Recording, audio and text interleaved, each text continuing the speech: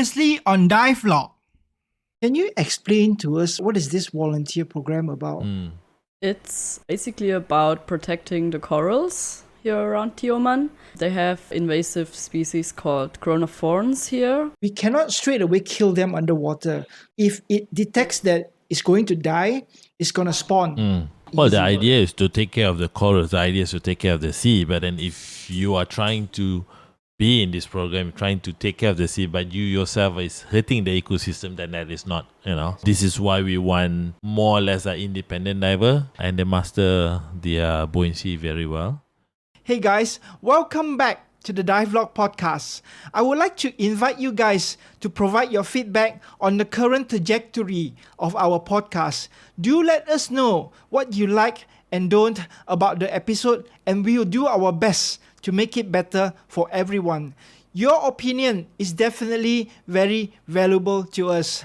Now, back to our episode with our conversation with Vanessa regarding her unlimited dive program at Tioman Island. So Vanessa, as a volunteer, as a COT program volunteer here at Tioman Island, could you explain to us what is your responsibility? So my main responsibility is, of course, taking care of the COT guns so that everything is clean all the time, disassemble it after the use to clean all the parts that it doesn't get moldy inside when there's still some water left. Disassemble them, clean them, assemble them again, make sure that everything works before you go on the boat. And then I help with general tasks at the dive center, like loading the boat in the morning before the dive, setting up the gear for the fun divers. So basically helping the DMs with their daily routines, cleaning up the gear after the dives. Yeah, and whatever comes up and needs to be done. For example, at the beginning, when it was still preparing for the season and everything, we did inventory, for example. I think that's not a specific part of the volunteering, but I was happy to help wherever I can, especially on the start of the season when everything has to be reorganized. And yeah, so it gave me a good point of view behind the scenes of a dive center. So you do volunteering, you learn a little bit about running a dive shop, running a dive center, huh? I wouldn't say running a dive center. I wouldn't call it like that. Okay. But yeah, I did say a little bit. A little bit. I at least know of a dive operation. Yeah. Now at least I know where all the gear is in the gear room, like how they manage that everything gets back to where it belongs to in the gear room, and know a little bit how the processes in the dive center, daily processes are. Every day, every time that you manage to kill a COT, the numbers that you have recorded, what do you do with it? Right after the dive, I always send the dive site and how many COTs we got to the manager. I do a weekly report where I mention the date, the dive site, the number of COTs, the average depth, and the time of the day.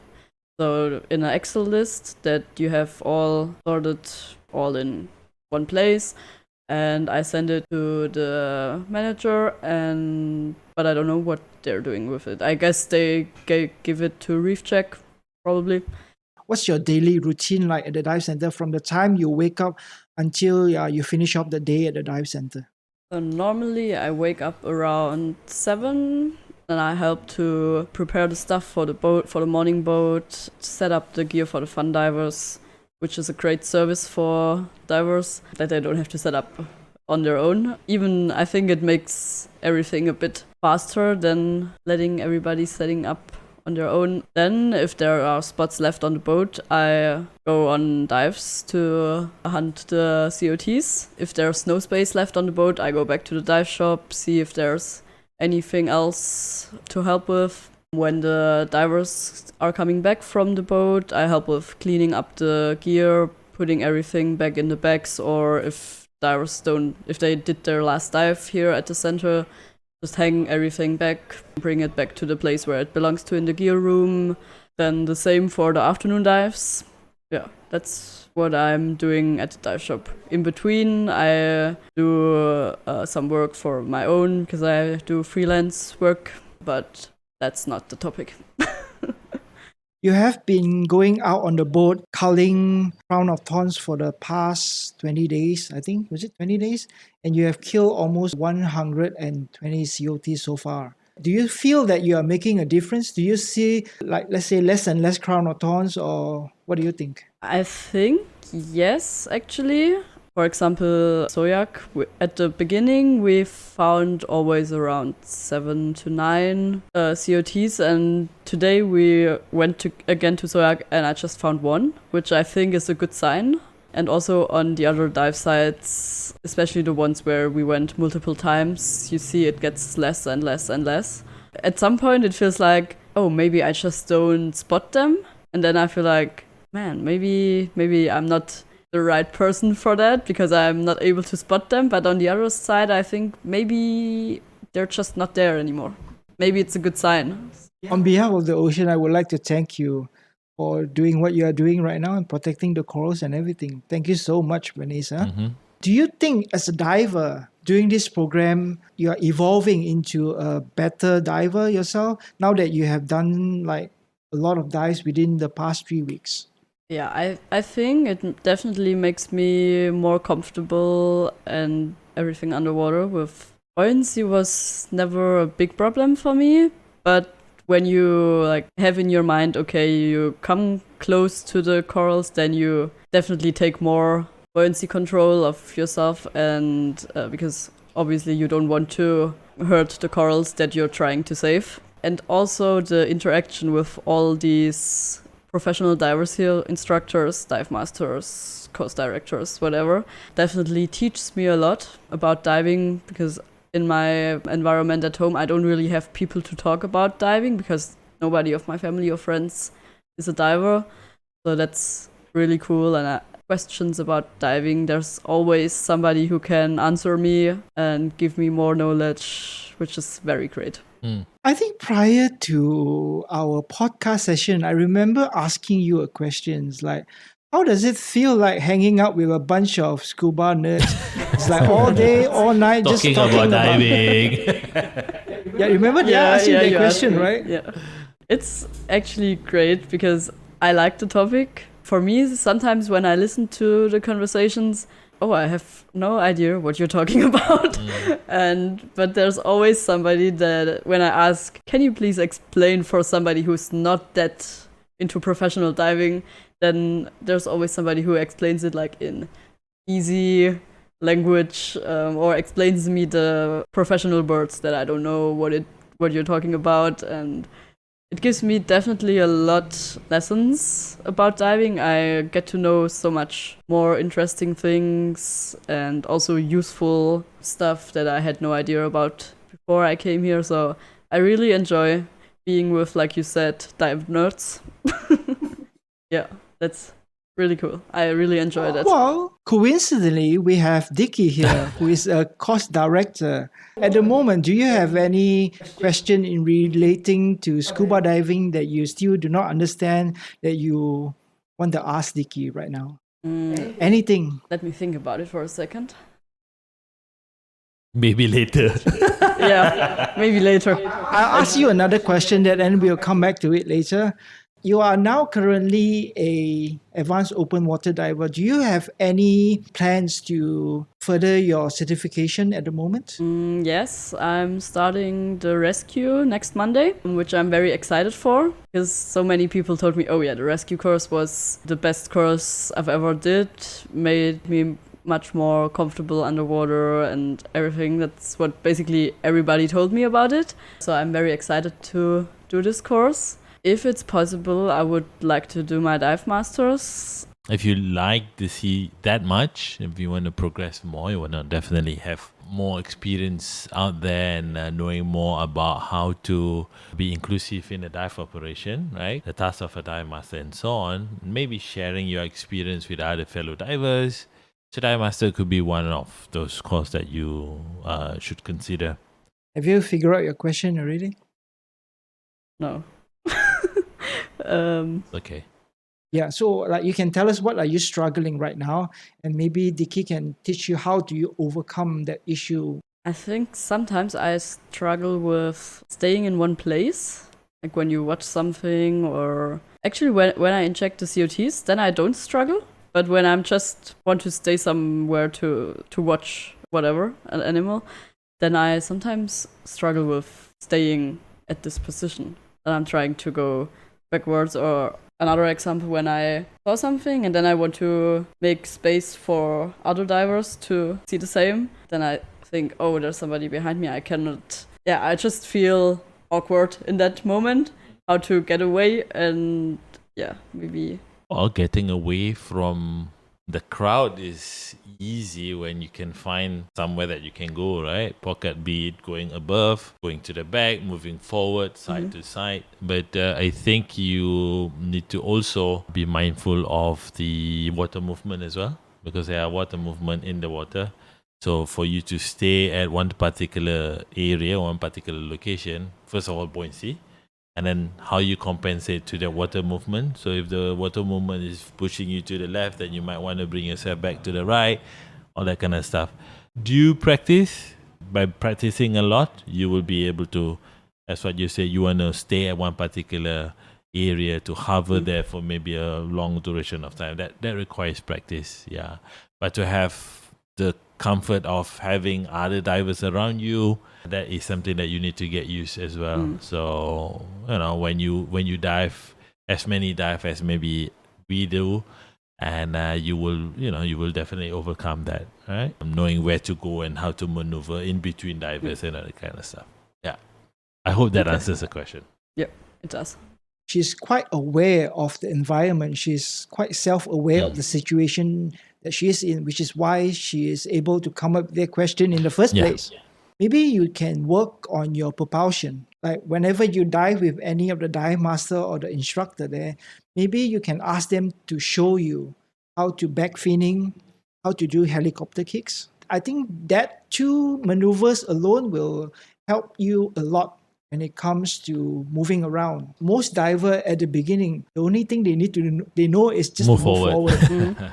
So that limits your propulsion, your movement a lot. Whenever people coming next side in between you and in front there's a rock, obviously you are stuck already. There's no way you can move already. So that's where you need to learn how to do back kick or maybe Reverse, helicopter turn. Or as Dicky mentioned, you can actually extend a little bit and then you go away. It takes time. It definitely takes time, dive more. And also an interesting thing that she did mention, when she is doing COT, she is fine hovering, staying in position. But when she's not, she tend to move around and anything. Yeah, I think one thing is maybe because sometimes when you are doing stuff, you are so focused on doing what you're doing, you are unintentionally doing what you're supposed to do. Like for instance, when you are not doing something, then you say that you float around, right? I think the main reason is because of what? When you're doing COT, you're looking at the COT, you have a reference point to reference about. So you kind of know where you are. Next time when you try to hover, right, look for a reference point. Look at a rock. Look at a fish. A fish might not be a good reference point. A rock and some corals. You just stare at it intensely and make sure that your scene doesn't change. That's when you know that you are actually at the same spot.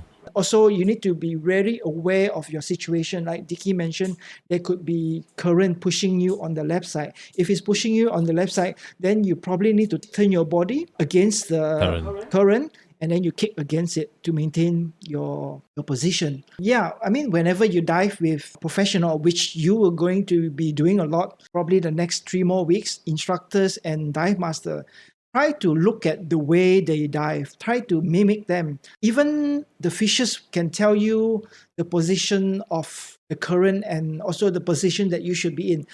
Fish usually always swims against the current. So if the fish is facing that way, you tend to follow them to face the same way. Then you'll be fine.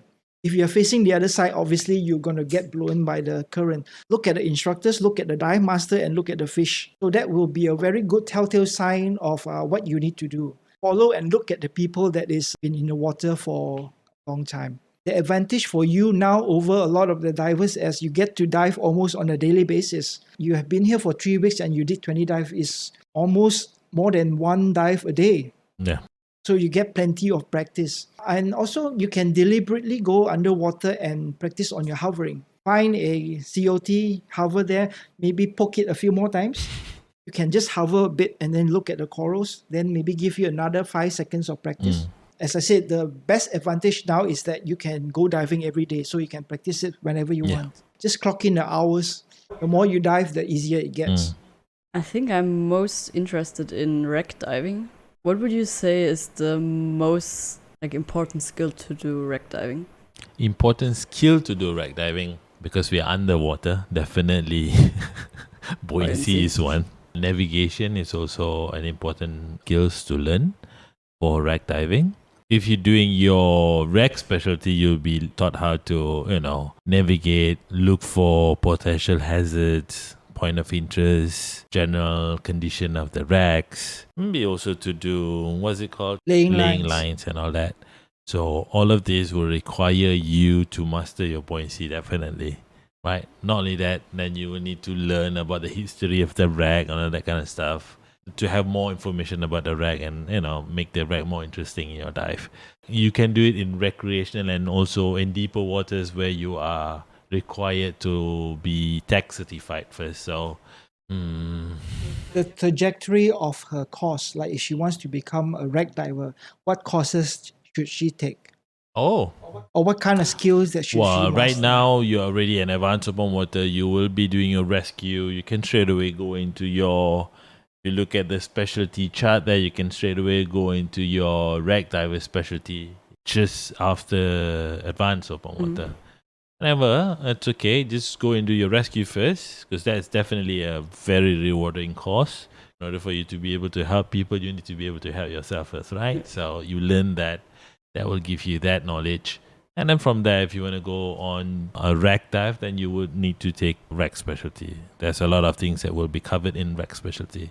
In terms of your experience, maybe work on your buoyancy, that's for sure. Do more dives. Be familiar with your equipment. Be familiar with your environment. Know more about currents, high tide, low tide, and all that kind of stuff. Diving in silty area, what can happen at high tide or low tide, sandy area, sandy bottom, what to look for, all that kind of stuff. Have you actually done a lot of wreck diving at the moment? I've done one in Koh Tao and one here. What makes you interested in wreck in the first place? I think shipwrecks are pretty cool, especially when it's like a bigger wreck where you have a lot to discover. History of the wreck, you mean? Yeah, history, and also when it's a wreck where you can go inside, you can swim through, see. Interesting for me would be wrecks where you can still see how the ship looked like not too old wrecks. Yeah, I think that would be cool to go through a whole. You're interested in penetrating Overhead the wreck, environment. going into the wreck and seeing what's inside. That opens up a whole new discussion that we can talk about. Can be a whole episode of podcast. But generally speaking, when we talk about wreck diving, especially the high level ones, it's definitely wreck penetration, where we go into the wreck. Now we are talking about overhead environment. So you need to be very comfortable with confined space. Buoyancy is absolutely Key. the key, because once you go in, you do not want to stir up everything else. You can't see everything. Laying lines, you need to learn how to lay lines. That's your lifeline. Some of the dive master trainees here, they are doing all the knots and everything. And go chill with them, ask them to teach you a thing or two. I mean, to get you started right ahead, then you kind of know how it feels like. And also, maybe if you have the chance, do some night dives. Because overhead environment is quite dark, I would say. Even though there's sunlight, you're still in an enclosed dark environment. So you definitely need to be comfortable. And a lot of the high levels wreck training, you are actually required to navigate in and out of the wreck blindfolded. So you need to be comfortable by not seeing things. Even sometimes when you open your eyes or you have lights, you can hardly see anything because it's just like closed space and then no sunlight, right? So you need to be very comfortable with that. That's something that you should work on if you are really into wrecks. Inside the wrecks, there are a lot of hazards. some of them are rusty. And then so it depends on the rack that you go in, right? They are natural rack and they are artificial racks. Artificial racks are those that purposely sunk for divers. Those are usually the safe ones. The real racks, which those are like those war racks, you probably need to have really high certification to get there. They are not sunk on purpose by war, right? So they just sunk where they were at. And most of the time, they are usually technical depth. So maybe Below you can recreational depth limit lah. so maybe you can look into tech diving as well. This is just the summary. Can talk about this the whole podcast. But for me, I am not a big rack fanatic person. Maybe you can talk to Ben. Ben is a big rack guy.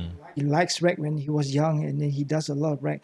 And ask him a lot of questions, and I'm sure he has a lot of good stories to tell you. Vicky, what about you? Have you dived any good racks? I dive quite a lot of World War wrecks, but I've never penetrated them just because, at that point in time, I don't have the knowledge to penetrate wrecks because it definitely involves a lot of things because safety is the main issue there.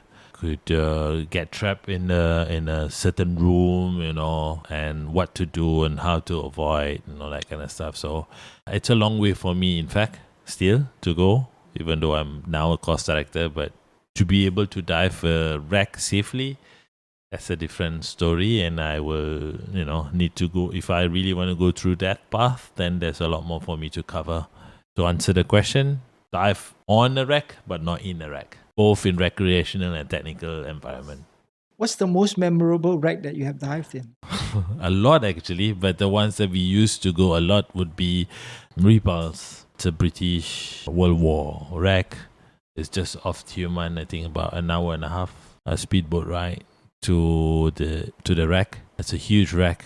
Now that it's being cut open, a lot of the ammunitions are visible, so it's just spill out for whatever reason, and it's visible and all that kind.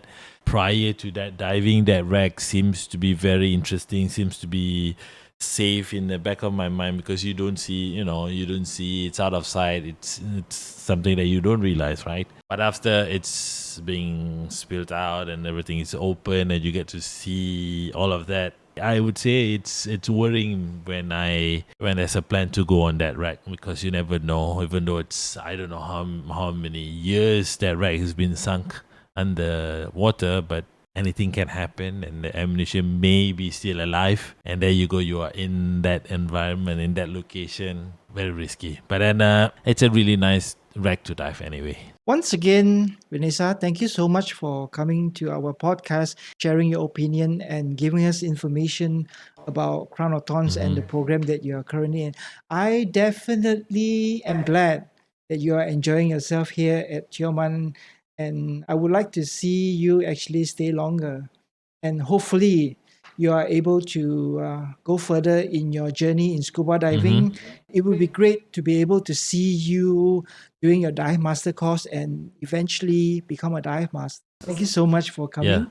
I want to say thank you for inviting me to your podcast. It was great. It was the first time for me in a podcast, and I was a bit worried not worried, but a bit nervous. Because I'm in general not a person that speaks a lot. Okay. But I really enjoyed it, and I'm looking forward to the finished version. Okay. Well, we like to share what we love to do, right? It's something that we really have big passion for. And I think it's a noble thing to do where we share our experience and get people to understand what we're trying to do. And maybe that could also create some interest in them. So if they don't know, if no one is willing to share, then they will not have that idea and then they will not venture into it. So we really hope that with all of our podcasts, it will benefit you, me, and Adam and everybody else in terms of experience and knowledge about diving. Yeah, so again from us, thank you so much, and we wish you all the best. Thank you. And we hope to see you, well, hopefully we cross each other's path in the near future and moving forward in life as well. It was a pleasure to be here. Thank you. And to all of you listening and watching, thank you so much to get to the end of the podcast. Please do comment, like, and subscribe. And if you have any question to us or even to Vanessa, please do comment below and we'll try to answer them and give you a reply. Yeah. And if you guys have something interesting or would like to come to our podcast, we do provide a platform for you. Do reach out to us, and we can schedule a session that you can come and just talk to us. Me and Dicky, we are open to ideas, and we would like to learn as much as we can. Exactly. Even though we have been diving for a long time, and there's still plenty for us to learn. Yeah, you never stop learning. And we There's would like always to something. hear your opinion as well. As I was telling Vanessa before this podcast, there's no right or wrong. It's just your opinion. Yeah. You know?